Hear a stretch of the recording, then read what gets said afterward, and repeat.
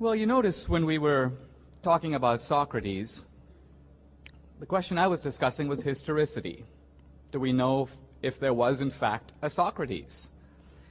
Christopher shifted ground, and he said, look, I don't care if there was or not. I'm concerned about his ideas.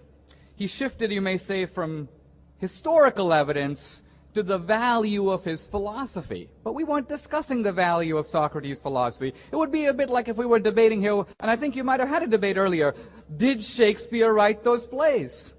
An historical question. You can say, well, we can enjoy Cymbeline without whether he did or not. That's a separate question. Either he wrote them or he didn't, and that's what history is aimed at investigating. Now, the Bible. Look, I want to argue here that when you look at this stuff, and I know earlier you debated Islam and so on, and it's very common in this situation to have people, usually secular guys, do something that is rather surprising of them, which is they behave exactly like, you might say, the most ignorant fundamentalist. And by that I mean they read the Bible in the most narrow, literal way they can. Now you might say, well, there are some Christians who do that. Yeah, but most of them are uneducated. The atheists who do it are well-educated and should know better. And so, for example, in looking at a passage in Scripture, or even in the Quran, the intelligent question isn't to ask, well, if I read it out loud and read nothing else, what will it say to me 2,000 years later? But rather, how have all the people who have followed with great seriousness this teaching for centuries understood and acted upon that passage?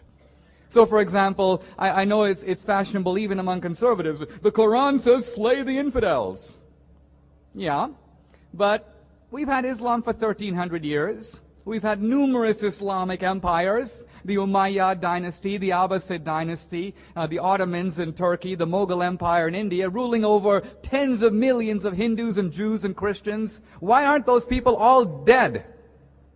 Because the Muslims didn't interpret that passage that way. No Muslim empire has wantonly killed all the infidels under its control. Why not? Couldn't they read the Quran? They did, but they read it a different way. Now, Jesus, I just want to make one point because this is really not the subject of our debate. But C.S. Lewis, I believe, once noted that there are just a couple of people in history that when you read about them, if they walked into the room right now, we would all instantly recognize them. He said one such person is Samuel Johnson, that Boswell's account is so vivid that if Samuel Johnson walked in right here, we'd know right away it's Johnson. And I would submit that's also true of Jesus.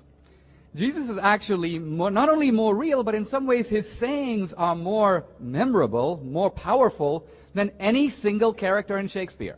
Can you name a single character in Shakespeare who utters as powerfully aphoristic, memorable, and influencing statements as Christ? You can't. So here's the point.